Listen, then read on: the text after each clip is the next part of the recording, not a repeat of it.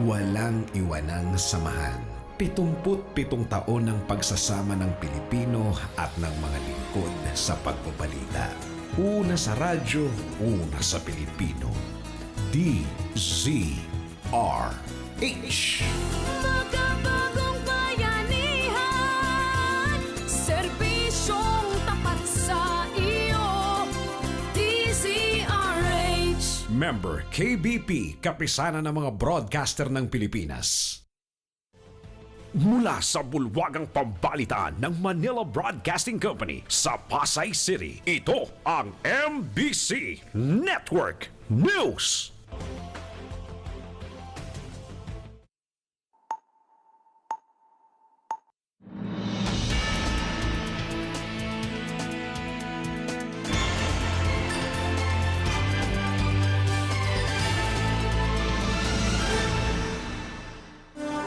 Magandang araw, Pilipinas, Luzon, Visayas at Mindanao at sa buong mundo. Samahan po ninyo ako ng kalating oras na balitaan. Narito ang detalye ng mga balita.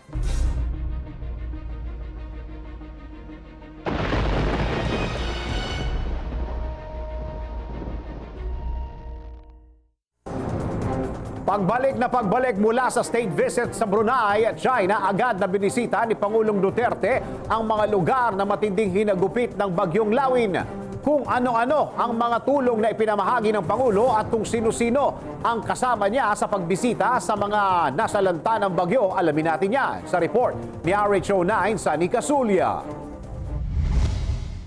Pagbalik galing sa pagdalaw sa Brunei at China, binisita ng Pangulong Duterte ang ilang lugar na napuruhan ng super bagyong Lawin. Kasama ang ilang miyembro ng gabinete, namudmod si Duterte ng relief goods sa mga residente sa Tugigaraw at sa Ilagan, Isabela. Nag-aerial inspection din ang Pangulo para makita ang lawak ng pinsala sa probinsya bago nagtalumpati sa harap ng mga residente at opisyal. Po'y na presidente midterm. Ibig sabihin, yung budget na ginagamit ko ngayong ginagasto ko, yun yung ginawa ni Pinoy para sa taon na ito. Yung kalahati, naubos na niya. June lang ako pumasok nag-bottoms up siya. Hinulog talaga niya lahat. Yan, kumpanya, bottoms up. Ang naiwan mo sa akin, wala akong capital outlay. Wala na akong pera dyan mamili ng... Ang akin is maintenance na lang. RH9, Sunny Casulia, naglilingkod sa pagbabalita.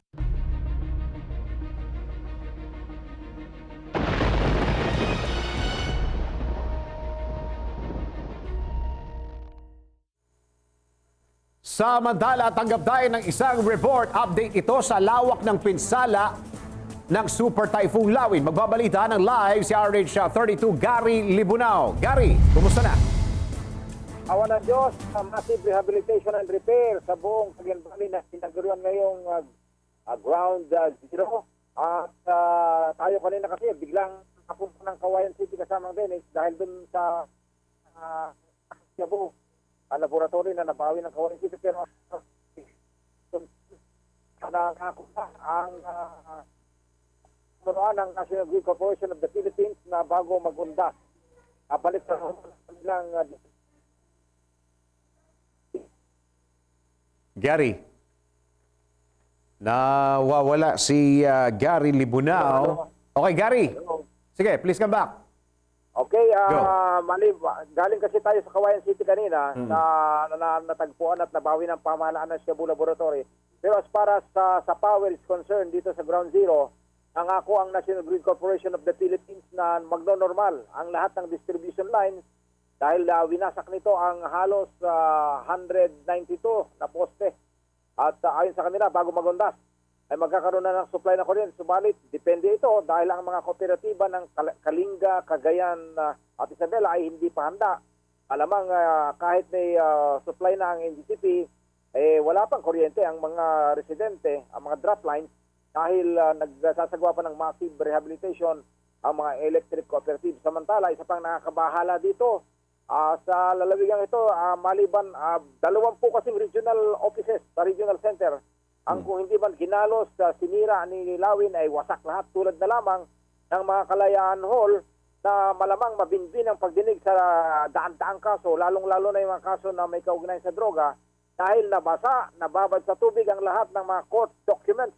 At yan ang problema ni Judge Raymond Lawigan, kaya pinaabot na niya sa court administrator kung paano ang mga ito, dahil aabutin marahil ng linggo o buwan bago magkaroon muli ang hearing sa bawat korte dahil sa bangis nga nitong si Lawin kasamang Dennis. Oo, ano yung sinasabi mo? Nabasa yung mga, yung mga papel? Lahat ng mga pleadings, court documents, evidence nabasa at problema nila kung paano nila ito ma-retrieve. Siguro magbibilad sila ngayon parang tinapa ng mga kopong. Oo nga, hindi. Nagtataka lang ako dahil ang gobyerno hindi nagkulang sa pagpapaalala na ito'y malakas na bagyo, pati ng Pag-asa. Pati tayo, hindi tayo nagkulang. So, sino nagkulang? Malamang ito ang isang nakapagtataka samang Denny. Out of 20 na malalaking multimillion buildings sa regional center, naipon kasi yan naipon dito sa Senator Enrile Boulevard. Ang nakapagtataka yung nagbabantay ng kaban ng gobyerno na yan ang mga galit sa mga contractors. Itong COA, yung regional office nila na bunot ng buong-buo yung bubungan, lumitaw yung mga undersized na mga bakal. Ibig sabihin, along the lines habang nagbabantay sila ng ibang ahensya, yung palang contractor ng COA building, mga kurakot din ngayon lumabas na kung bakit tinaas at tinanga yung buong bubong ng Commission on Audit Regional Office ay dahil sa mga hindi magandang kalidad ng mga materyales. Nako. Teka muna, Gary, total, nandiyan ka na rin lang sa linya. Kasi nung nakaraan na yung Typhoon Yolanda, pagkatapos ng bagyo, ng mga ilang araw, nagdagsaan yung mga foreign aid. Ibig sabihin ng foreign aid, mga tulong yung galing sa ibang bansa. Bakit parang ngayon wala akong masyado naririnig, Gary? Alam mo, napakasakit tanggapin kasama din. Ang Cagayan ay hindi pa naghilom ang sugat sa politika. Mukhang ayaw gumalaw ng mga ibang politiko. Nako. Dahil imbis na addition naman itong si Cagayan Governor Mamba, imbis na sa kanya, lalong nagpapainit sa tenga ng ibang politika. Kaya nga, kawawang-kawawa dito. Kawawa ang Cagayan. Mga kababayan natin.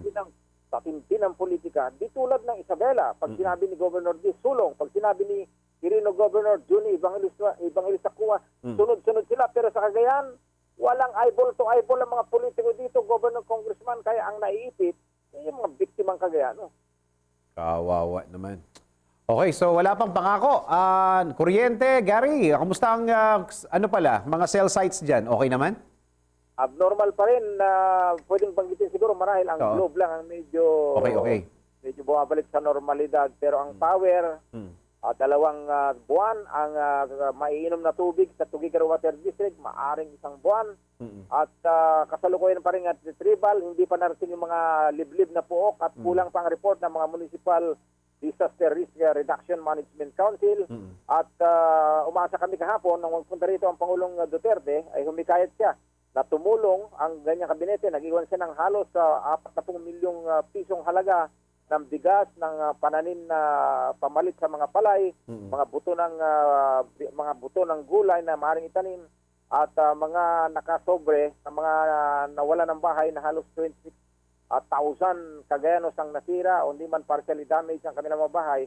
Hindi na natin inalam kung magkano yung laman ng sobre, pero ayon kay Mayor Jefferson Soriano, malamang mga 5 hanggang 10,000. Okay, sige.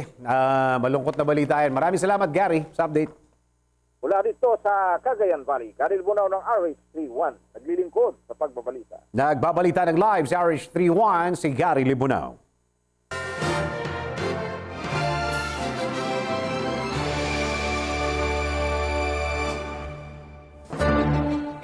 Sa pagharap ng Pangulo sa mga sinalanta ng Bagyong Lawin, hinikayat niya ang publiko na kumprontahin at sigawan ang mga tiwaling kawani ng pamahalaan na magtatangkang gamitin ang kalamidad para makapaghingi ng lagay. Para sa buong detalye ng balita, alamin natin mula kay RH48 Sheila Idubas. Iginiit ni Pangulong Duterte sa publiko na maging assertive sa paglaban sa korupsyon sa gobyerno at komprontahin ang mga korap na opisyal. Sa kanyang pagbisita sa Isabela Province na sinalanta ng Super Typhoon Lawin, sinabi ng Pangulo na dapat komprontahin, murahin o sigawan ng mga tao ang mga opisyal na nagsabi sa kanila ng diretsuhan o nagparamdam tungkol sa lagay. Kapag may umalma, sinabi ni Pangulong Duterte sa crowd na sabihing yan ang seminar sa kanila ng Pangulo. Para sa MBC Network News RH48, Sheila Edubas, naglilingkod sa pagbabalita.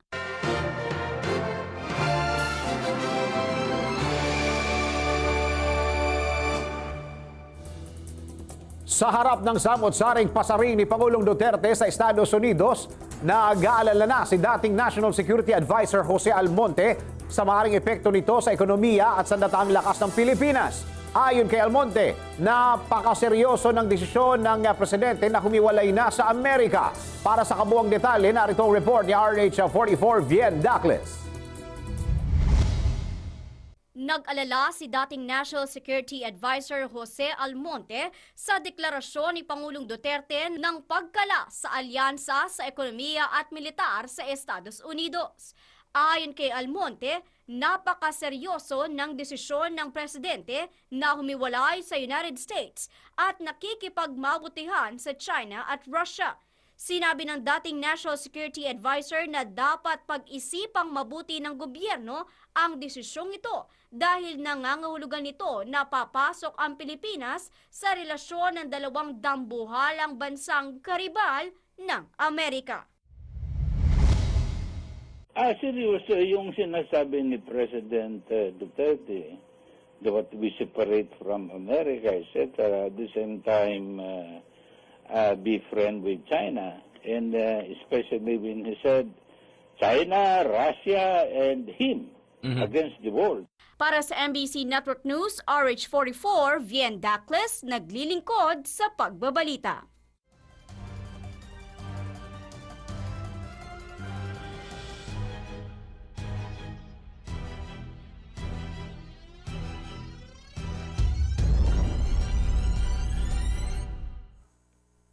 Papel ng Estados Unidos sa Mamasapano Massacre ipinakakalkal. Magbabalita si RH14 Let Narciso Abinales.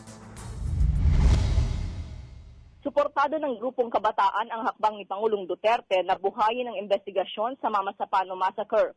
Ayon kay Kabataan Representative Sara Elago, dapat sumentro ang muling pagbubukas ng investigasyon sa lawak ng papel ng Amerika sa nabulilyasong operasyon. Sinabi ni Elago na bagamat mariing itinanggi ng Estados Unidos ang direktang involvement sa engkwentro, lumabas sa report ng PNP Board of Inquiry na merong presensya ng 6 na sundalong Amerikano sa tactical command post ng SAF noong mangyari ang bakbakan. Para sa kongresista, malinaw itong patunay na meron silang direktang papel sa operasyon na hindi lubusang naungkat. Gayon din ang findings anya na nagbigay ang US ng real-time intelligence ay hindi tugma sa ibang findings na pumalya ang komunikasyon ng mga sandaling iyon dahil sa sirang radio equipment. Katwiran ni Elago, kung totoo ang real-time intelligence, dapat ay mas unang nalaman ng mga Amerikano na napapa-enkwentro ang SAF troopers sa mga miyembro ng MALF at DIFF. Dahil dito iginiit ng mambabatas na ipatawag sa gagawing investigasyon ang mga opisyal ng Estados Unidos, kabilang si outgoing US Ambassador Philip Goldberg. Yan ang DCRH Newslet, Narciso Abinales, RH14. Naglilingkod sa pagbabalita.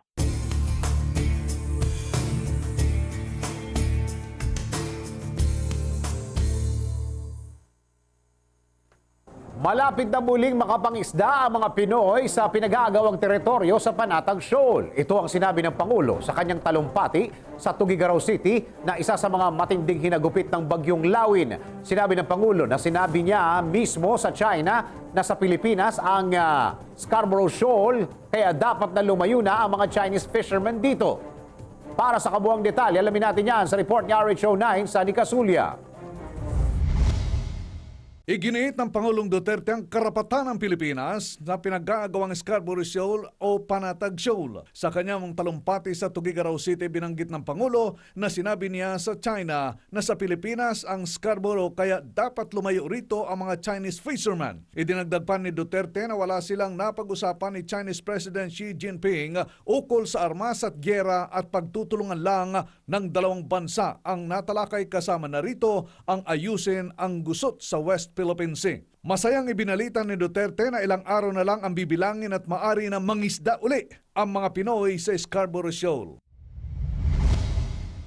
Wala ko kami pinag-usapang gira-gira o maglagay ng pinag-usapan namin kung paano tayo magtulungan. Baka we just wait for a few more days. baka makabalik na tayo doon sa Scarborough Shoal, ang pangingisda ng ating mga kababayan. Ang pagkaalam ko, pinaalis na rin niya yung mga Chinese na fisherman at parang wala nang makita niya. Yun ang pinag-usapan namin. Ewan ko kung totoo pa rin nila. RH9, Sani Casulia, naglilingkod sa pagbabalita.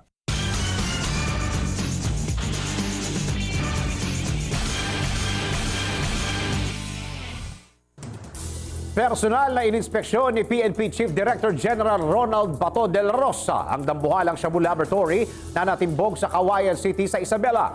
Ni-raid ng mga otoridad ng dalawang building sa tabi ng Cauayan City Airport kung saan napatay ang dalawang Chinese. At para sa buong detalye, alamin natin yan sa report ni RH48 Sheila Edubas. Ininspeksyon ngayon ni PNP Chief Director General Ronald Bato de la Rosa ang dambuhalang Shabu Laboratory na natimbog sa Cauayan City, Isabela. Dahil sa laki ng Shabu Lab na nasa dalawang building, inaasahang darating din sa pasilidad si Pangulong Duterte para samahan si de la Rosa. Nireid ng otoridad ang dalawang building sa tabi ng Cauayan City Airport at napatayan dalawang nanlabang Chinese na dinatnan sa gusali kabilang ang isang Kim Punzalan. Tinaya ng otoridad na maaring umabot ng bilyon ang halaga ng mga kemikal at sangkap sa paggawaan ng droga at mga aparatos na nasamsam sa Shabu Laboratory. Para sa MBC Network News RH48 Sheila Edubas, naglilingkod sa pagbabalita.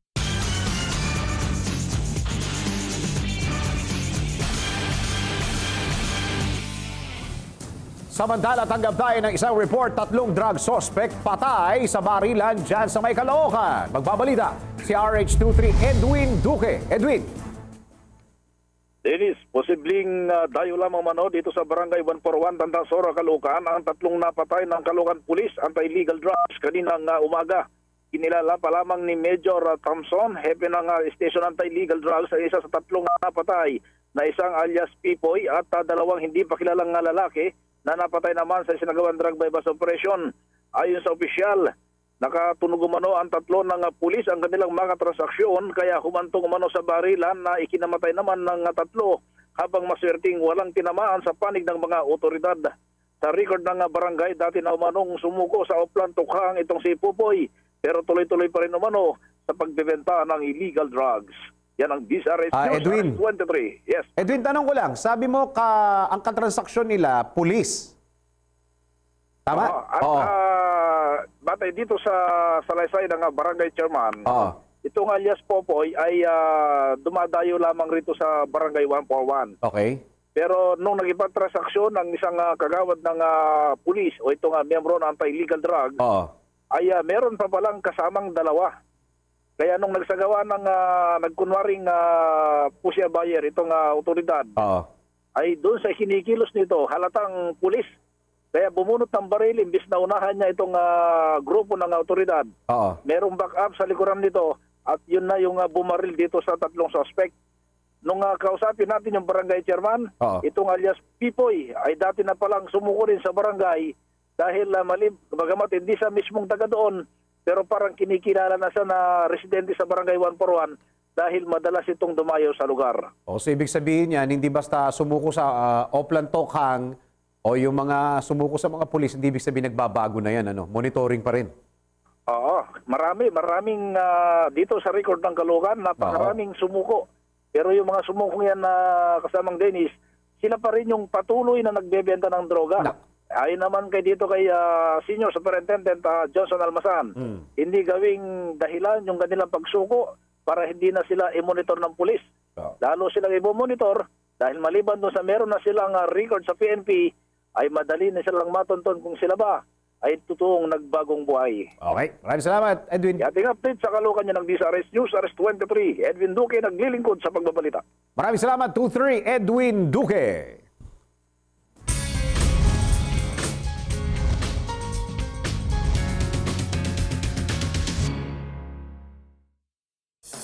Showbiz tayo, matapos itanggi tunay na relasyon kay Pia Wurtzbach, inamin na ni Marlon Stockinger. Magbabalita si RH43, si Rocky.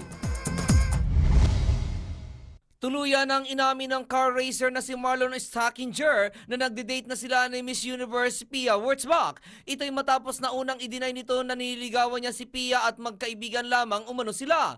Anya, nagsisimula pa lang silang nagkakakilala ni Pia at hindi umano niya masasabi kung ano ang kahihinatnan ng kanilang pagkikita, ngunit isang napakagandang Christmas gift anya kung sasagutin siya ng beauty queen. Sinabi pa nito na ang totoo ay nagkikita sila ni Pia at gusto umano nilang ganun muna ang kanilang sitwasyon sa ngayon.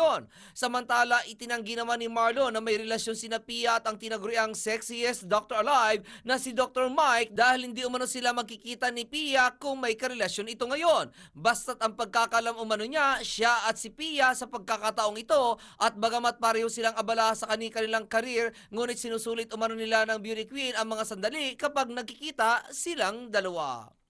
At yan aking balita, kung naman si RH43 Rocky ang inyong kaliga sa mundo ng showbiz.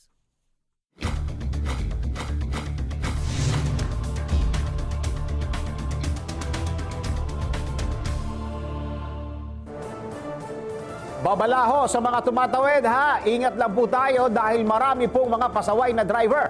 Ang masama pa kapag tinakbuhan kayo at kapag wala na talagang pambayad ng pera ang nakabunggo sa inyo. Katulad na lang ng isang report na ito kung saan isang ginang ang kitang-kita sa camera na ma-hit and run ng isang motorista. Para sa buong report, alamin natin sa report ni RH44 Vien Dacles.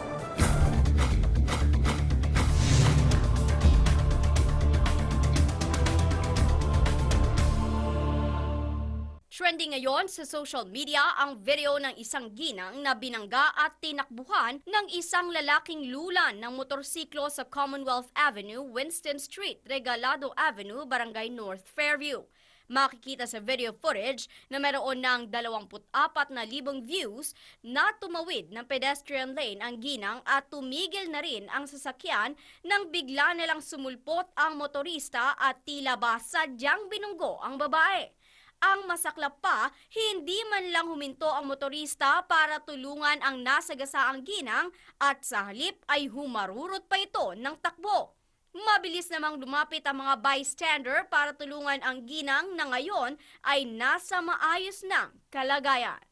Para sa MBC Network News, RH44, Vien Dacles, naglilingkod sa pagbabalita.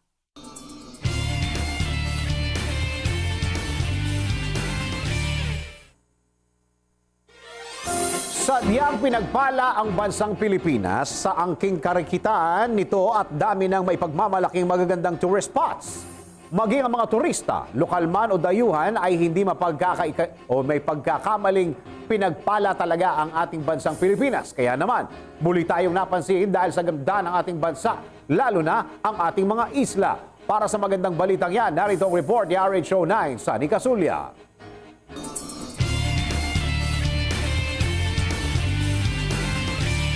Muling napansin ang ganda ng Pilipinas, lalo na ang mga natatanging isla, tunay na sagana tayo. Ito'y matapos na makapasok sa listahan ng top 5 best islands in the world ang tatlong mga remarkably beautiful islands ng bansa. Nanguna sa listahan ng Best Islands in the World ng Condé Nast Reader's Choice Award 2016 ang isla ng Boracay, na sinundan ang isla ng Palawan sa ikalawang pwesto, habang nakuha naman ang Cebu ang ikalimang pwesto. Ayon sa Condé Nast, pangunahing naging atraksyon sa mga turista sa Boracay ang pinong-pino at mapuputing buhangin sa isla, habang ipinagmamalaki naman ng Palawan ang natatanging natural na ganda ng underground river nito sa Puerto Princesa. Samantalang ang Camotes Island naman ng Cebu ang sadyang nagpaangat dito. Mula sa daan-daang mga magagandang tanawin sa buong mundo, napili ang tatlo sa pamamagitan ng rekomendasyon at pagboto ng may 300,000 mga turista mula sa iba't ibang nasyon. Samantala, naungusan naman ang mga ito ang magandang tanawin sa Mallorca, Spain na nasa pangatlong pwesto, Great Barrier Reef sa Australia na pang-4 sa listahan. Pang-6 ang Vancouver Island sa Canada na sinundan ng Turks and Caicos sa North America, Bermuda ng North Atlantic, Crete sa Greece at ang Bali, Indonesia. At yan ang ating good news. RH9, Sunny Casulia, naglilingkod sa pagbabalita.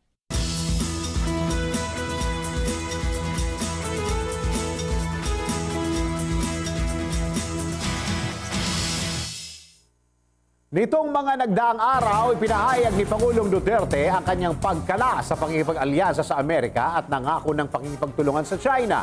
Dahil dito, marami ang nalilito at naalarma sa magiging epekto nito sa ating bansa.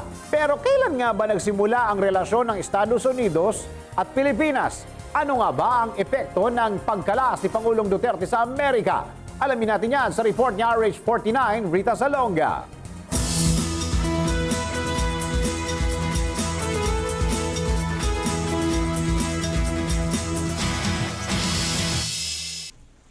Noong nakarang linggo, nagulat ang nakararami ng inanunsyo ng Pangulong Rodrigo Duterte sa gitna ng 4 na araw na state visit nito sa China na formal na niyang pinuputol ang kaugnayan ng Pilipinas sa Estados Unidos sa larangan ng militar at ekonomiya. Bago ang nasabing anunsyo, nagsabi na rin ng Pangulo na ang kakatapos lang na joint military exercise sa pagitan ng mga sundalong Amerikano at Pilipino ang siyang magiging huli na sa kanyang administrasyon. Dagdag pa nito ang pagbawas ng US military presence sa Mindanao at pagpapatrol sa teritoryo ng Pilipinas lalo na sa West Philippine Sea. Kasunod ng nasabing announcement, sinabi ng Pangulong Duterte na kinukonsidera nito ang pakikianim sa bansang Russia at China. Sabi nga niya, it's the Philippines, China, and Russia against the world. Ano kaya magiging epekto ng pagkalas nito sa ating ekonomiya? Ang bansang Amerika ang pinakadikit na bansa ng Pilipinas. Mula nang sakupin ng bansa ni Uncle Sam ang bayan ni Juan hanggang sa magsanib puwersa sila sa pakikipaglaban sa mga gustong sumakop na ibang bansa. Pati na rin sa paglago ng ekonomiya ng dalawang bansa kung saan ang Pilipinas ay isa sa naunang miyembro ng ASEAN at isa sa mga major non-NATO ally ng Estados Unidos. Para sa kabuuang balita, maglagon lang sa www.tcrhnews.com. Para sa Alam Ba News, RH49, Rita Salonga, naglilingkod sa pagbabalita.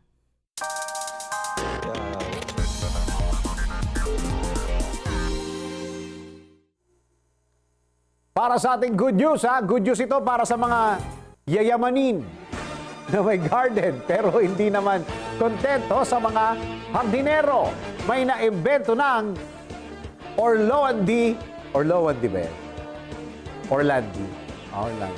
Orlandi gardening machine na makakatulong sa inyo. Kung paano ito gumagana, alamin natin sa report ni RH48, Bien Dacles.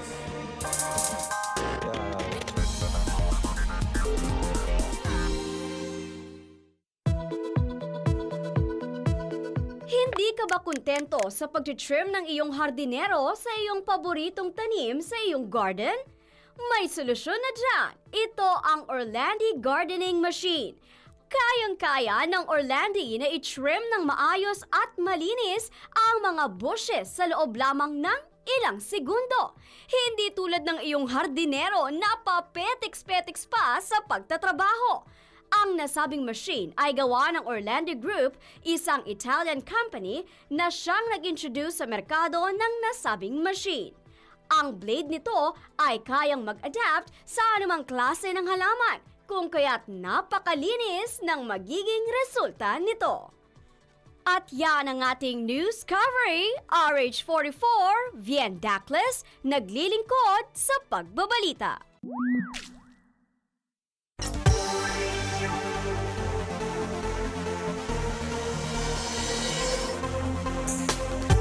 Balita mula sa Japan, kauna-unahang babaeng umakyat sa tuktok ng Mount Everest, pumanaw na. Binawian na ng buhay sa edad na 77 ang kauna-unahang babaeng nakaakyat sa tuktok ng Mount Everest. Pumanaw si Junko Tabei sa sakit na cancer na na-diagnose 4 na taon na ang nakakalipas. Taong 1975 nang inakyat ni Tabei ang 29,000-foot summit na pinakamataas na bundok sa buong mundo sa edad na 35. Bukod sa Mount Everest, naakyat na rin ni Tabei ang tinaguriang 7 summits na kinabibilangan ng Mount Kilimanjaro, Mount Denali, Elbrus, Aconcagua, Puncak Jaya o Cartens Pyramid, Mount Vinson at Mount Everest, kung saan nasungkit niya ang korona bilang kauna-unahang babae na nakaakyat sa pinakamatataas na bundok sa 7 kontinente. Ang huling bundok na inakyat ni Tabe ay ang Mount Fuji noong 2011. Samantala sa Estados Unidos naman, napuno na si US Democratic candidate Hillary Clinton sa kanyang karibal na si Republican Donald Trump. Ayon kay Clinton, wala na siyang pakialam kay Trump at magfo-focus na lang siya sa mga importanteng issue na dapat solusyonan. Paliwanag ni Clinton, nakipagdebate na siya kay Trump sa loob ng 4.5 oras at bahala na umano si Trump sa mga gusto niyang sabihin at patutunayan na lang niyang karapat-dapat siya sa mga boto ng mga mamamayan. Para sa balita mula sa Ibayong Dagat, RH48 Sheila Edubas naglilingkod sa pagbabalita.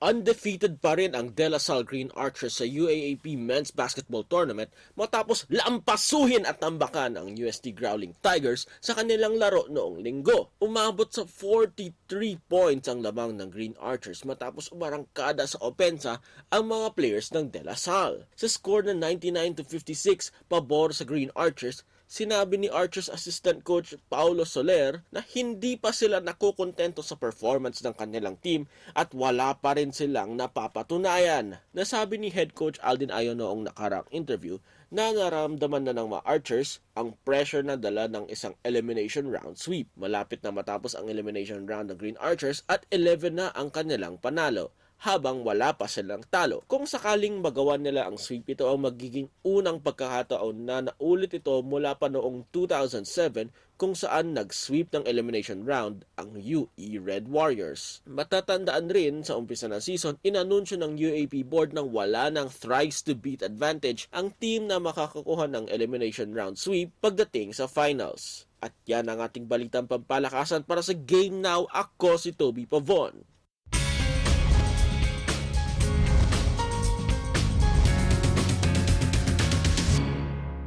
Masayang-masaya si James Yap matapos natuldukan mismo ni Chris Aquino ang pagkakaroon nila ng gusot ng mga anak ang kanyang Italian girlfriend na si Michelle Cazzola sa kanilang panganay na anak. Ayon sa 34 anyos na basketball player, sorpresang dinalo ni Chris kasama ang kanyang anak dito na si Bimbi, ang kanilang anak ni Michelle. Anya, nakakatuwang tingnan dahil excited si Bimbi na makita ang kapatid nito kung saan nilaro-laro pa nito si baby Michael James. Nakipagkwentuhan din umano si Chris kay Michelle kaya't inabot ito na 2 oras sa kanilang bahay. Samantala, ibinida naman ni Chris na nilutuan ni Michelle ng carbonara si Bimbi at ipinaghanda sila nito ng Italian chocolate pie bilang merienda. At yan aking balita, ako naman si RH43 Rocky, ang inyong kaliga sa mundo ng showbiz.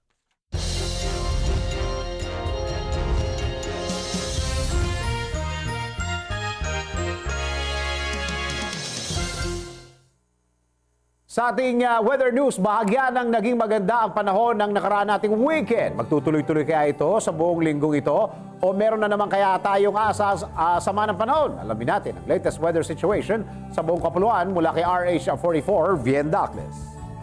Thank you, Dennis. Asahan ang maaliwalas at mas magandang panahon sa buong bansa hanggang sa araw ng Biyernes. Maliban na lamang sa ilang maitatalang isolated rain showers at thunderstorms. Ayon sa Pag-asa, wala silang nakikitang bagong sama ng panahon na papasok sa bansa sa susunod na 3 hanggang 5 araw. Nabatid na ang pag-iral ng ridge of a high pressure area sa bahagi ng Luzon ang siyang magdadala ng maaliwalas na kalangitan sa buong kapuluan. Bagamat makakaasa tayo ng magandang panahon ngayon at sa mga susunod na araw, 4 hanggang 5 bagyo pa ang inaasahang papasok sa Philippine Area of Responsibility hanggang sa buwan ng Disyembre ng taong ito. Samantala, nagpakita ang araw kanina nga 5:49 ng umaga at lulubog naman mamayang 5:31 ng hapon. At para naman sa ating 5-day weather forecast, narito po ang ating nakalap mula sa MBC Network News Weather Center.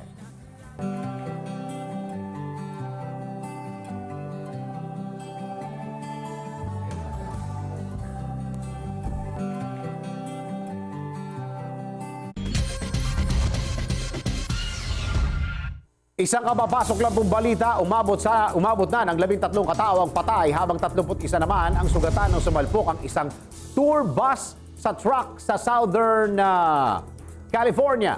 Ayon kay California Highway Police Chief Jim Abel, posibleng natutulog ang lahat ng sakay ng tour bus nang maganap ang insidente. Sinabi pa nito na karamihan ng mga namatay ay nakaupo sa unahang bahagi ng tour bus dahil sa malakas na pagsalpok nito sa likurang bahagi ng truck. Bagamat hindi pa alam ang dahilan ng pagsalpok ng tour bus, ngunit mas mabilis umano ang takbo nito kaysa doon sa truck. Mamaya po, abangan po ninyo ang press conference po na manggagaling po dyan sa Malacanang. Ibibigay po namin pagkatapos ng newscast. Pero sa ating Christmas countdown muna, ilang araw na lang. Wow! 61 days to go. 12 hours, 18 minutes. Yun. 61 days. Lapit na halos sa 2 buwan na lang. At sumayin nyo na naman ang kalahating oras na ating balitaan, mga impormasyong dapat ninyong malaman saan mang sulok ng mundo. Sa ngalan po ng buo ng MBC Network News, ako po inyong lingkod sa pagbabalita. Ako po si Dennis Santenor Jr. Alas 11 ng umaga, bukas po, tuloy-tuloy ang ating balitaan dito lamang sa MBC Network News.